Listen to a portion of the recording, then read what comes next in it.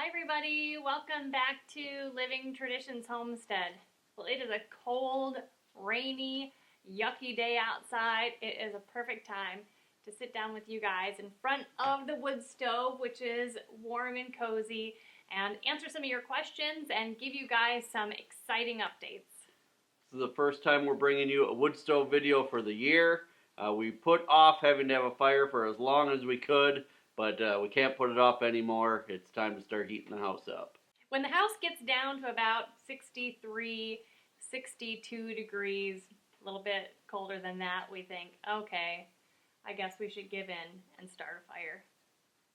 We've seen that there are several parts of the country that are getting snow already or have already gotten snow. Not too far from us, actually. Right, actually my sister in Wichita, she said that just this morning they woke up to snow and sleet, and their schools were even closed today. That is so early, still in October.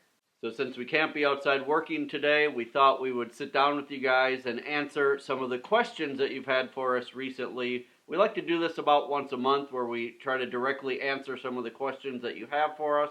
We can always respond to comments, but it seems like we can give a more in-depth answer by answering your questions this way. We have done our final harvest of the garden, so all of the gardening season for us is completely over, with the exception of what we have planted in our greenhouse raised bed garden. We've been getting some questions about what we're going to do with the woven weed fabric that we use in our garden. We've had a lot of success over the last several years using the woven weed fabric because it really cuts down tremendously on the amount of weeding that you need to do throughout the summer. So are we going to leave it down all winter long, or are we going to pull it up? For us, it really depends on the year and what we have planned. This year, we will definitely be pulling the weed fabric up over the winter because we want to be able to amend our soil over the winter. What we want to do yet before it gets really cold and freezes is that we want to be able to add a bunch of organic matter to our soil, till that in, and let that rest over the winter. We're really hoping that that will help our soil not only have more nutrients in it, but also break it up. Here on our place, we have soil that is really kind of hard and mostly like clay. And we had a hard time this year digging up our sweet potatoes because of that. And we may think that that had contributed to some of the germination problems we had with green beans and the soybeans that we were trying to grow. So we're hoping that adding a lot of organic matter this fall, maybe some more in the spring, will help with that through the next growing season. Now, on years where we aren't going to amend the soil, what we have done in the past is just leave the weed fabric down at least until spring, and then we pull it up, and then we kind of, reorganize it for the configuration that we want for that year, because we do try to rotate where our plants are in the garden every year, so the spacing may not be the same with the weed fabric. So, but this year we will pull it up yet this fall, so we can work in the garden over the winter. It really is a big job, and we just want to let you all know that it's a big job to pull it all up and pull out all of those staples, and it's a big job to put it all back down and put all the staples in. We continue to do that, though, every year because it really does help us out with the weeds over the growing season. We have found that within the first month or so, we feel like we can keep up on the weeds and think, oh, this year, it'll be a breeze. We'll be able to keep up with the weeds. But by the middle of the summer, they just continue to be out of control. Here in Missouri, seriously, I think we have super weeds. They just grow fast, and a ton of them, a lot of them are invasive. And we just really do count on the weed fabric, and it works very well for us. Now, the next few questions are about our Idaho pasture pigs. This is the first year that we have breeding pigs here on our homestead. So in the past, we've always bought baby pigs in the spring, raised them all summer, processed them in the fall, and we were done with pigs for the winter. This will be the first year that we have pigs that we're actually going to breed and raise all winter long, and then have piglets in the spring.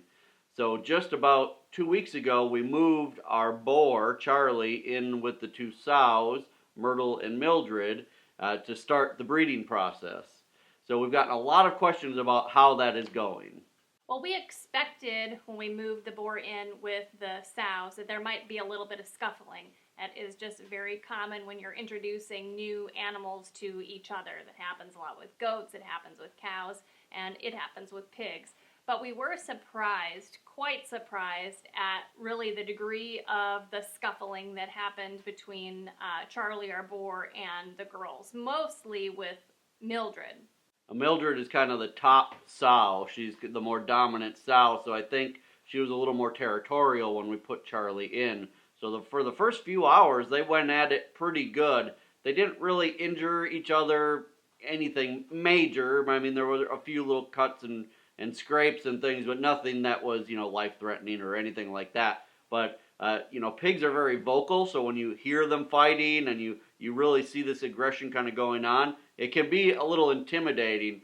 So we just kind of stayed back, made sure they weren't actually hurting each other, and let it kind of play itself out. They have worked it out. There are some times where they don't all three eat by each other. One will eat away, and two of them will eat together. We are feeding them in two separate areas just to give them all an opportunity to eat away from the others if they would like to. But everything seems to have calmed down. Now, Myrtle, our light-colored pig, she came into heat about a week after we put Charlie in the pen, and so we saw him breed her quite a few times. In fact, after about 2 or 3 days of him breeding her repeatedly, we decided to move her out so that he didn't injure her. She was actually starting to get some almost like road rash on her back from him mounting her and his hooves up on her back, and we didn't want her to get injured, so after we knew she had been bred, we moved her out. We actually put her now in Charlie's old pen, and now Charlie and Mildred are the only two left in the big pen. It doesn't look like Mildred has come into heat yet. We are watching to make sure that it does happen, and that when it does happen, Charlie doesn't have the potential to overbreed her. So we're making sure to watch everybody closely. As soon as we know Mildred is bred, we'll move Myrtle back into that pen, and then we'll move Charlie out back into his pen. Now one of our plans for the winter is to actually build Charlie a new pen. The size of his pen that we had this last summer, we didn't feel was quite big enough for him, and he didn't have as much shade as we would have liked, so we're actually going to build him a new pen, and we're hoping to have that done by the spring.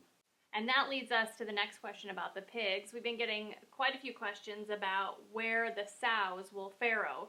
Right now they're just in a large area back in the woods, and we've had some questions about whether or not they will farrow out in the woods or if there's some other place that we're going to have them go.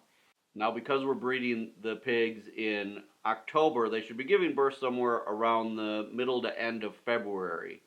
Now, that's still a pretty cold time of year here in southern Missouri. Not as cold as it is for a lot of you guys up in, Wisconsin or Minnesota or Canada, places like that. But it still would technically be considered winter. But to give you some kind of reference about what it's like here that time of year, we can actually plant our potatoes in the middle of February. So it's starting to warm up by that time of year, but there's no guarantee that it'll be warm. So our plan is to build farrowing pens in one of our barns so that the pigs will be able to get out of the weather and out of the cold. Remember when we had goats not too long ago? They had an inside area in our metal barn, and that is where we will be converting into farrowing pens for the sows. Right. That's where our goats always had their babies. Right. And we'll be kind of just reinforcing that and then building a pen off of that so the pigs can have an outside area, but then each have their own separate area to have their babies as well. Right. We're excited. This is a new adventure for us. We have lots to learn, but we're so excited to be doing this next step here on our homestead. Now, while we're on the topic of pigs, we've been getting also a lot of questions about the 3 pigs that we're raising for meat this year. Have we processed them yet? How much meat did we end up with? We told you a while back that our plan was to start processing those pigs at the beginning of October and hopefully have them done by the end of October. Well, sometimes plans change. Things get busy and the weather doesn't cooperate. And so that's exactly what's happened this year. And we haven't even started processing the pigs yet. We're actually plan on starting the end of this week.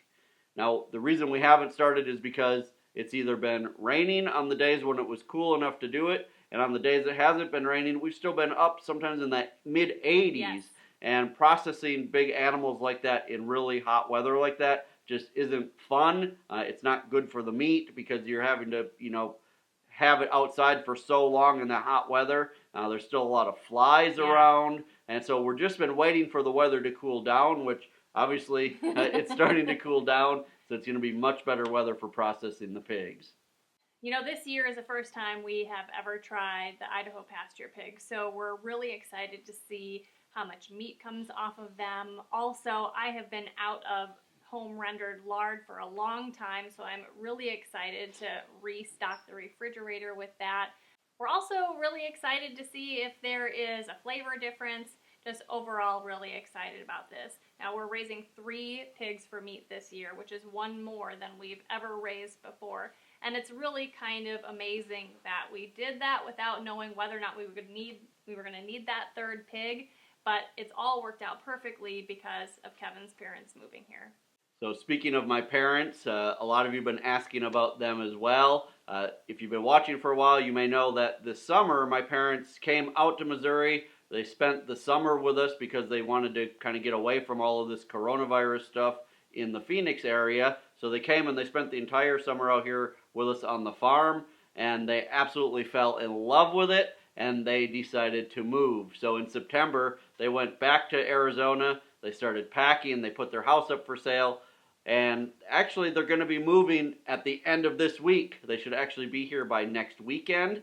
They've got a contract now on their house in Arizona. Everything is just falling into place. We're excited that they'll be here before the holidays. We'll be able to have Thanksgiving and Christmas and New Year's and everything together, which is the first time we've been able to do that in about 5 years. So we're super excited that they're going to be on their way here by the end of the week. It really has been amazing, you guys, how perfectly some of these puzzle pieces have come together for us this year, with expanding our homestead with additional property that has a small house that they'll be able to stay in, planting a bigger garden, raising an extra pig. You know, as those things were unfolding, we had no idea why God was leading us in that direction, and everything is just becoming so clear right now. It's just been such a blessing, and it's just amazing how those things just work out if you just trust the path you're being led on.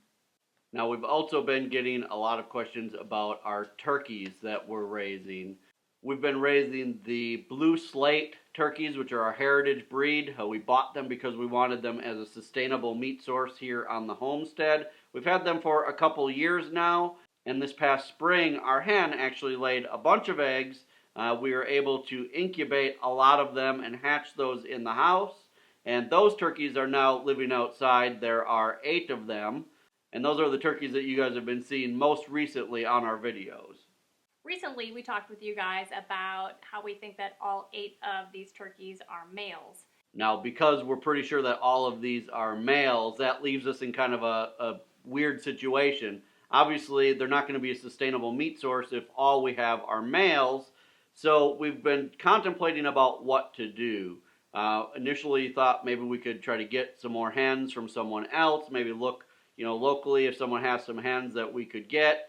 But the more we talked about it and the more we talked about our experience with this breed, the more we've decided that overall, as a breed, we haven't been super impressed with the Blue Slates, and that we might want to start going in a different direction with turkeys on the homestead.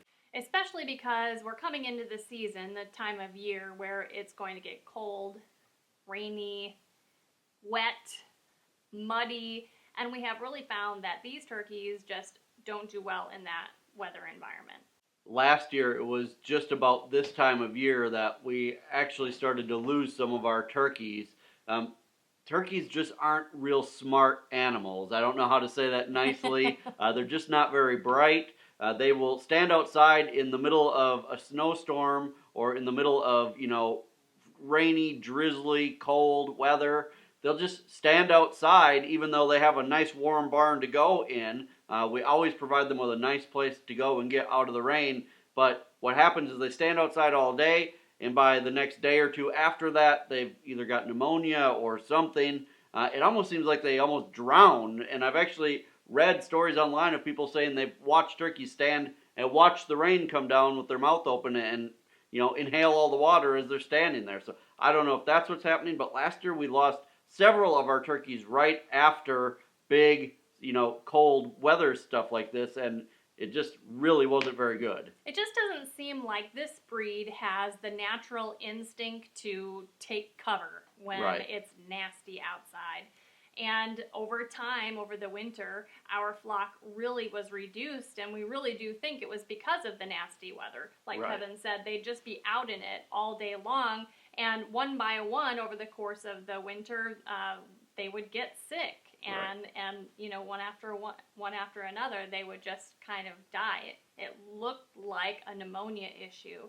And so our options really are to, you know, just let that happen, or to lock them in their barn all day, which, you know, we could do, but it's not a real big area. We don't have, you know, a big elaborate barn to raise turkeys in. They have plenty of room to move around and roost at night and things, but it's not designed to be a place for them to live, you know, completely. So we just don't feel like that's a great option to leave them locked up all the time or all winter long.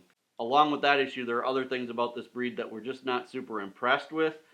They didn't really go broody very well, which means they didn't want to sit on their own eggs. The mom might sit on the eggs for a day or two, and then she'd get up for a day or two, then she'd sit on them again.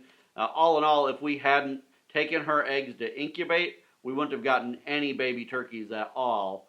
So that doesn't make them very sustainable either. So even if we had some hens, if that's a trait of these turkeys, that doesn't make them a sustainable meat source for our homestead either.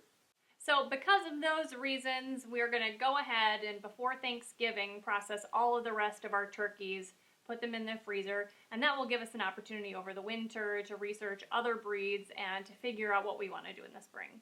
Now there was one last thing that we wanted to talk to you guys about, and that is that we've decided that we're going to start putting out videos on Wednesday instead of Tuesday each week. So going forward, our videos will come out on Wednesday and Saturday. It just works a little better for schedule here on the homestead, and we think it'll give you guys a good midweek and weekend time to be able to see what's going on, and we can keep you up to date on all the things that are happening here on the homestead. So you guys make sure that you are subscribed to the channel. Hit that subscribe button so that you're notified when we put out these new videos. And remember that the best way that you can help us here on the homestead is to share our videos, especially on your social media. Until next time, thank you so much for stopping by our homestead. Take care and God bless. God bless.